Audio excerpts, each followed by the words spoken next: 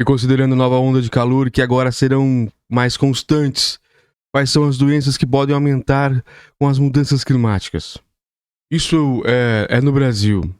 Quais são as doenças climáticas que nós podemos enfrentar diante a situação dessas calamidades novas que estão acontecendo? Isso é uma matéria urgente aqui da BBC News Brasil que nós trazemos para vocês. Então vamos à leitura, só ajeitar aqui, vamos ver. Aí, agora ficou bom. Então vamos às doenças que podem aumentar no Brasil com as mudanças climáticas. Olha, é interessantíssimo sabermos para... Aqui já temos aqui o mosquitos. Os velhos conhecidos dos brasileiros, o Aedes aegypti, pode se proliferar ainda mais nas condições trazidas pelas mudanças climáticas.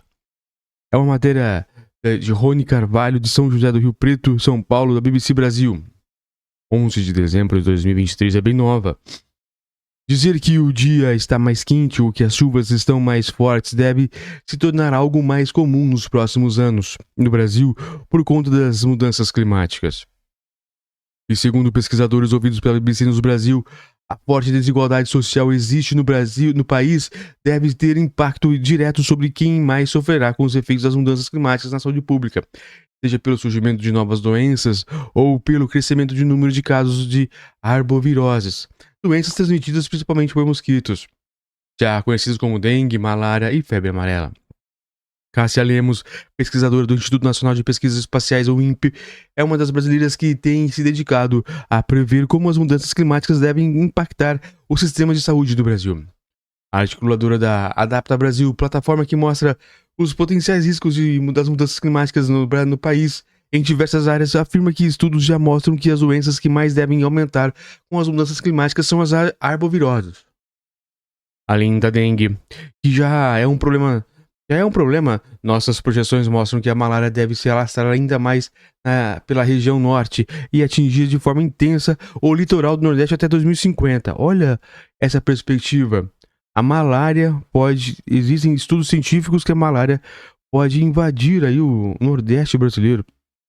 Isso eu não sabia. Muito bem. As projeções da plataforma criada pelo governo federal em parceria com instituições de ensino de pesquisa do Brasil também apontam para o aumento de casos de leishmaniose tegumentar americana e leishmaniose visceral. Para chegar às previsões, os pesquisadores analisaram o perfil epidemiológico das infecções especificadas de cada doença e dados sobre o desenrolar das condições de saúde, por exemplo, hospitalização ou morte. Em seguida, foram considerados os aspectos socioeconômicos e demográficos de cada município, a organização e a qualidade do ensino de saúde em escala municipal para responder às demandas sanitárias pelas doenças e para prover a vigilância e o controle dos vetores. Com isso, percebemos que não é somente o aumento de temperatura ou eventos climáticos extremos que irão causar as doenças, mas as próprias características socioecológicas da população brasileira devem favorecer a proliferação dessas patologias, diz Cássia. Olha aqui, para quem nos acompanha por imagens, aqui há um mapa, risco de impacto das mudanças climáticas resultados da malária em 2020. Olha, então a malária é mesmo um dos sistemas mais difíceis de se ter. Olha, aqui onde eu estou, na região sul, é mais difícil, mas mesmo assim, talvez por ser um pouco mais frio. Vetores mais resistentes. Para Leandro Gurgel, pesquisador da Fundação Oswaldo Cruz, a Fiocruz, outro fator que deve contribuir para que as arboviroses sejam um problema maior no futuro é que os mosquitos pernilongos levam ao pé da letra a teoria da seleção natural de Charles Darwin. Abre aspas. Todos nós temos um limite de tolerância de temperatura, seja superior ou inferior, mas que temos notado é que os vetores se adaptam cada vez melhor a esses extremos climáticos.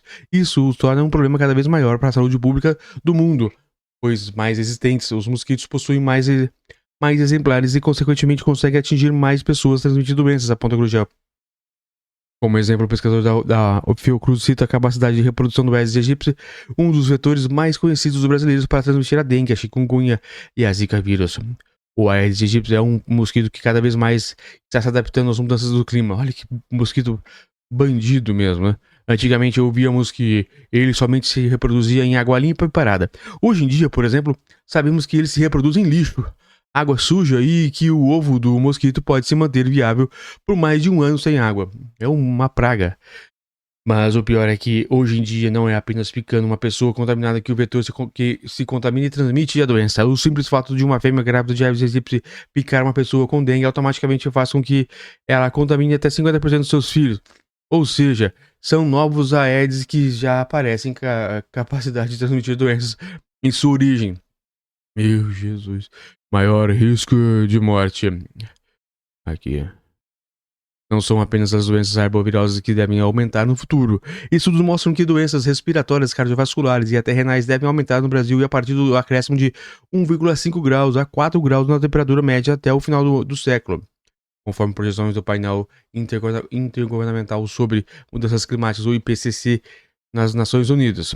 Para se ter uma ideia, uma pesquisa que avaliou os registros de saúde de 1.816 cidades brasileiras entre 2000 e 2015 sugere que o aumento de 1% na temperatura média pode ter elevado quase 1% do risco de internações por doenças afetam até os rins. A pesquisa foi realizada pela Universidade de São Paulo, a USP, e pela Universidade de Monash, da Austrália. Segundo os estudiosos, grande parte das doenças renais ocorrem devido à desidratação, o que deve se agravar a partir do aumento de temperatura nos últimos anos. Ao mesmo tempo, outro estudo de saúde urbana da Universidade Latina, Salubal, publicado na revista Nature Medicina, constatou que quanto maior a temperatura, maior o risco de morte para doenças cardiovasculares e respiratórias. Para chegar à conclusão, pesquisadores analisaram a relação entre temperaturas altas e baixas demais e mortalidade em 326 cidades de 9 países na América Latina entre 2000 e 2015.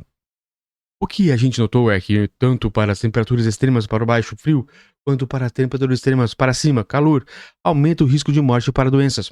Entretanto, quanto é maior a temperatura para cima, calor, este risco de morrer aumenta, explica Valesca Teixeira Caifa, médica brasileira que participou do estudo e coordenadora do Observatório de Saúde Urbana da Universidade Federal de Minas Gerais, a UFMG.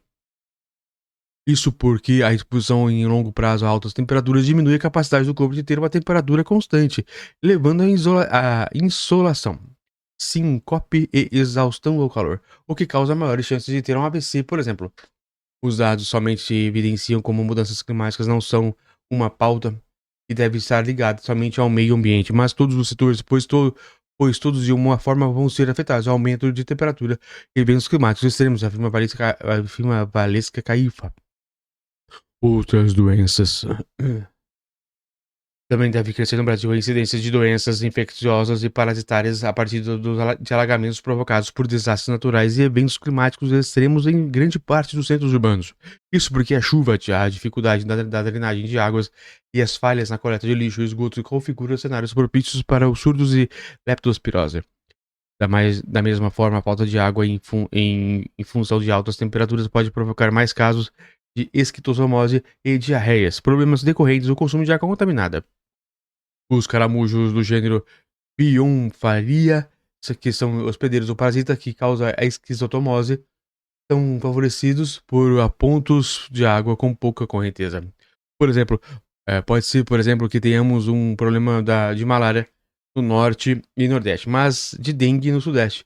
O aumento de doenças vai depender muito de quais vão ser as mudanças climáticas para cada região e de como é a situação socioeconômica da população, afirma James Venturi, coordenador de programa de pós-graduação de doenças infecciosas e parasitárias da Universidade Federal do Mato Grosso do Sul, a UFMS.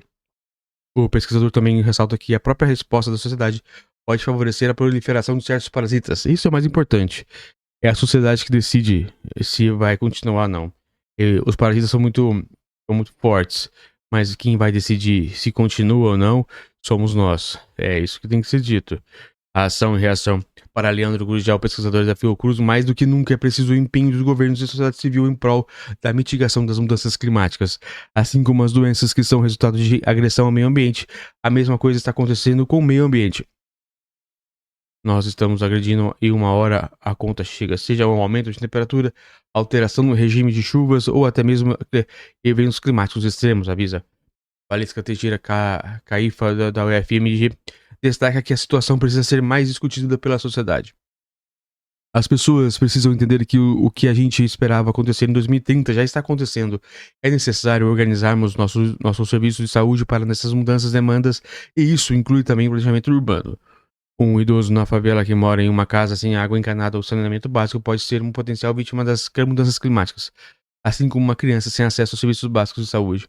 É preciso que entendamos a gravidade das mudanças climáticas, afirma a médica Vanessa. Isso aqui é muito interessante, isso aqui é muito é, importante a gente entender esse tipo de situação, porque as mudanças climáticas estão acontecendo e os nossos vetores, os nossos parasitas estão se adaptando, como dizia Charles Darwin, se adaptando para reproduzir, para crescer, para continuar vivendo. E a gente precisa também se adaptar e mudar nossos pensamentos e nossos estilos de vida.